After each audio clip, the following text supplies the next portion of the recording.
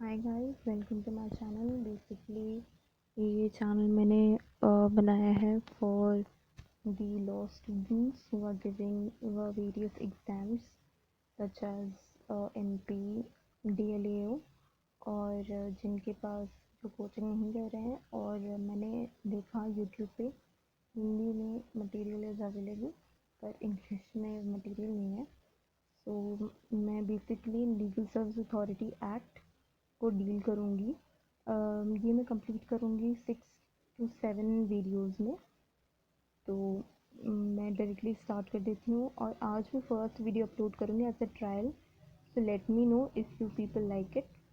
Please do subscribe my channel and like and comment and also share. So legal service authorities act 1987. Now what is important here is the year, just 1987. Okay, act numbers, at times they ask कि कौन सा number है act number. Act 39 of 1987। Okay, इसका overview मैं आपको दे देती हूँ। Total कितने चैप्टर्स हैं? 7 चैप्टर्स हैं एंड 30 सेक्शंस हैं। 30 sections are total. Okay, enactment, enforcement date. enactment date enactment date is 11th of October 1987. enforcement date हम डील करेंगे आगे। So yeah, let's see. Now, an act to constitute, what is the purpose of the act? An act to constitute legal service authorities to provide free and competent legal service to the weaker section of the society, to ensure that opportunities for securing justice are not denied to any citizen by reason of economic or other disability, and to organize legal lok adalats to secure that the operation of legal system promotes justice on the basis of equal opportunity.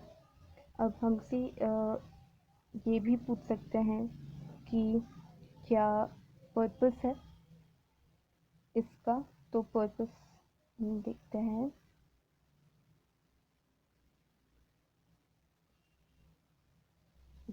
तो purpose is basically to provide for free and competent legal service to the weaker section of the society. अब जिन जिन लोगों ने properly इसका purpose नहीं read करा होगा, हमको question MCQ भी मैं साथ साथ में बताते जाऊंगी। एक क्वेश्चन हमसे पूछ सकते हैं what is the purpose of the act, और ये आपको ऑप्शन में दे देंगे। और जिन्होंने एक्ट प्रॉपरली नहीं पढ़ा वो शायद ये मिस आउट कर दें, टू ऑर्गेनाइज लोक अदालत। ओके, तो हमको वो देखना है अकॉर्डिंगली। या be it enacted by the Parliament in the 38th year of Republic of India as follows. Now chapter 1 basically इसमें सिर्फ दो ही सेक्शन है, 1 and 2। ओके, इसमें सिर्फ दो सेक्शन है, 1 and 2। So yeah, let's start. Chapter 1, which is preliminary. Section 1, short title, extent and commencement. So this act may be called Legal Service Authorities Act 1987. It extends to whole of India except the state of Jammu and Kashmir. ये part अब हट गया है। This is not, अब ये कहाँ applicable है? Whole of India में। After Jammu and Kashmir reorganisation act ये इस तरह हो गया।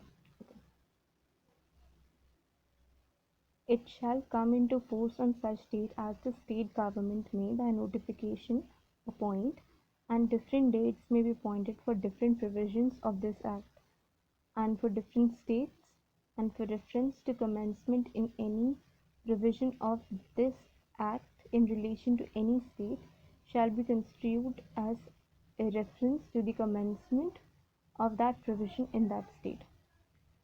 नाउ इसकी कमेंस इन्फोर्समेंट डेट हमने देखी थी जो थी 11th of October 1987. अब enactment date, whole act except chapter 3 came into force on this 9th of November 1995. Okay,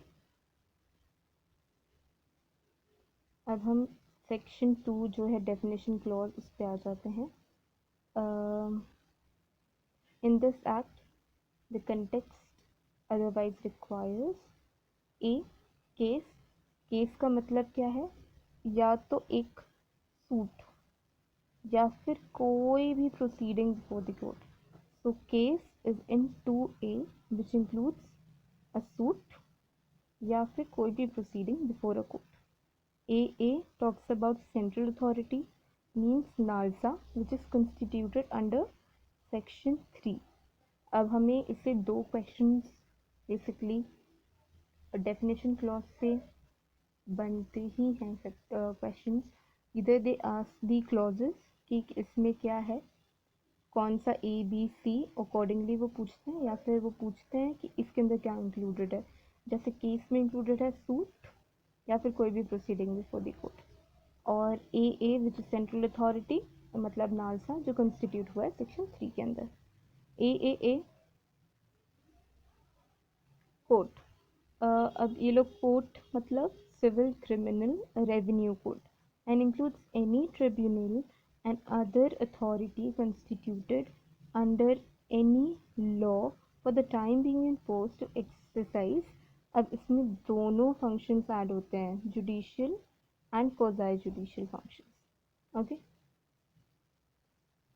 district authority D. District authority मतलब डिस्ट्रिक्ट अथॉरिटी आज कंस्टिट्यूटेड अंडर सेक्शन 9। इससे पहले हमने पढ़ा है national legal service authority A के under जो constitute हो रही है section 3। Now this is constituted under section 9। Okay, ये बी में है डिस्ट्रिक्ट अथॉरिटी।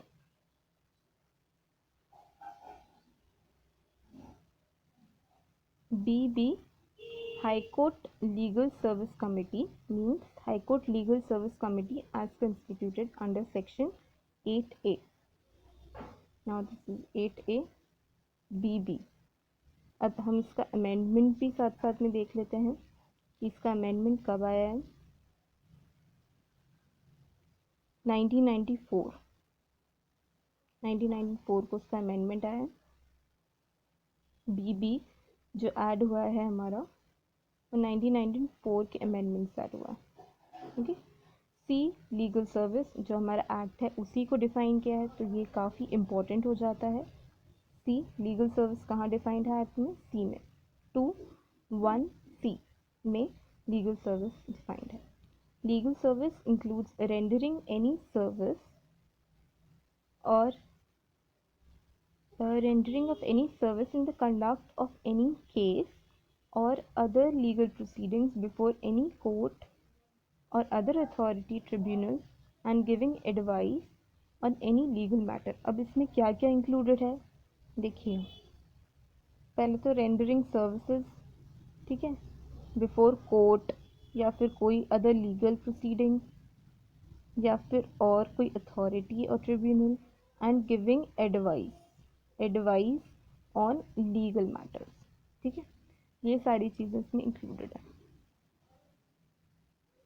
ये इंपॉर्टेंट है। सी के अंडर ये है। लोक अदालत मीन्स लोक अदालत जो ऑर्गेनाइज है चैप्टर 6। नाउ चैप्टर 6 इज लोक अदालत। आप इसको एनसर्कल कर लीजिए अपने बैर एक्ट के अंदर, डी में लोक अदालत। Okay. Notification means notification published, ये इतना इम्पोर्टेंट नहीं है। F prescribed, F regulation. Okay. G scheme means any scheme framed by the central authority, a state authority or district authority for the purpose of giving effect to any provision of this act। now जो scheme है वो कौन कौन create करेगा? या तो वो central authority होगी या स्टेट अथॉरिटी या फिर district authority for the purpose of giving effect to any provision of this act. ये भी इतना इम्पोर्टेंट नहीं है, पर हम अगर रीड करेंगे सब तो ही बेटर है। State authority means state legal service authority which is constituted under section 6। State authority कहाँ है? एच में। State government includes public administrator for of a union, territory appointed by the president under Article 239 of the Constitution. 21J basically supreme Court legal service committee के बारे में है, तो ये important हो जाता है. जे Supreme Court legal service committee means Supreme Court legal service committee constituted under 3A. Okay. Taluk legal service committee. Taluk legal service committee मतलब तालुक लीगल सर्विस कमेटी जो 11A में है. Any reference in this act or any enactment or any provision thereof shall in relation to an area in which such enactment or provision is not in force be construed as a reference to the corresponding law or relevant provision of the corresponding law if any in force in that area. अब हम जल्दी जल्दी से एक quick revision कर लेते हैं. I start with the definition. पीछे से मैं शुरू करूँगी क्योंकि ऑलरेडी हमने एक चैप्टर जो प्रिलिमिनरी है चैप्टर में section 1 and 2. Okay. Chapter 1 total chapters 7, total sections 30, enactment date 11th of October 1987, enforcement date 9th of November 1995, whole except chapter 3. Okay. अब मैं यहाँ से शुरू करती हूँ. इसमें ताल्लुक 21K में ताल्लुक गिवन है जो कॉन्स्टिट्यूट होता है 11A के under. 21J supreme Court legal service committee जो कि कॉन्स्टिट्यूट होता है 3A के अंडर. ओके. स्टेट अथॉरिटी जो सेक्शन 6 में है. लोक अदालत जो चैप्टर 6 में है. BB again important high court legal service committee जो 8A में. अब सुप्रीम कोर्ट का कहाँ कंस्टिट्यूट हुआ है 3A में और हाई कोर्ट को कहाँ कंस्टिट्यूट हुआ है 8A में. ओके. लीगल सर्विस C में गिवन है. Legal service C 21C. इसमें क्या क्या चीज़ें आती हैं. आप एडवाइस दे रहे हैं लीगल मैटर में या आप कोई भी रेंडर कर रहे हैं service. Conduct of the case legal proceeding before any court और अथॉरिटी और ट्रिब्यूनल. ओके. BB में high court legal service committee और J में supreme Court legal service committee. 8A and 3A. Okay. District authority जो section 9 में है.